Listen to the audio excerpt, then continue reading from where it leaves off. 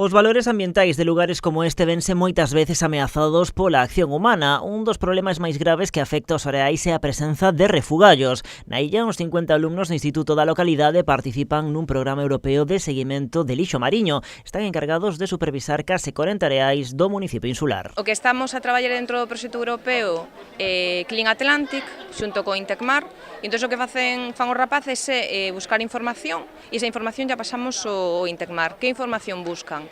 Cada alumno ten asignado unha praia, e nesa praia o que fai todas as semanas é sacar unha foto do lixo que atopa nesa praia e dos acúmulos que hai nesa praia. As mostraxes incluíron a compilación de información sobre a localización, composición e tamaño do lixo. Entre eses refugallos atopados nos areais, o alumnado pon o foco nun, os paus de batea. Fixéronse con 4.000 exemplares. O feito de elegir o palillo de batea para contabilizar é porque o flotar nos dá unha información moi interesante para o Intecmar para determinar o tema das correntes, e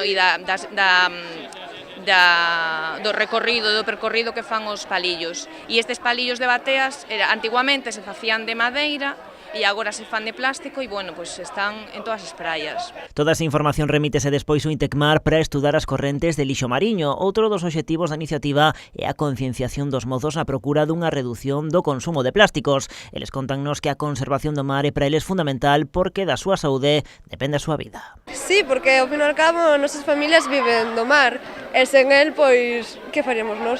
Con todo, recoñecen estar sorprendidos pola gran cantidade e variedade de residuos que se acumulan nos areais.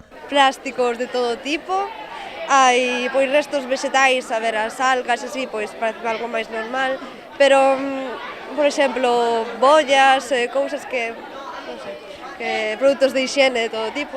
O traballo deste grupo de alumnos foi recoñecido esta mañá pola conselleira do Mar encargada hoxe de entregarlle os diplomas á rapazada. Para Rosa Quintana é fundamental trasladar á mocidade a importancia de coidar os ecosistemas mariños e da loita contra a contaminación mariña polo futuro das nosas vilas mariñeiras e tamén do noso planeta.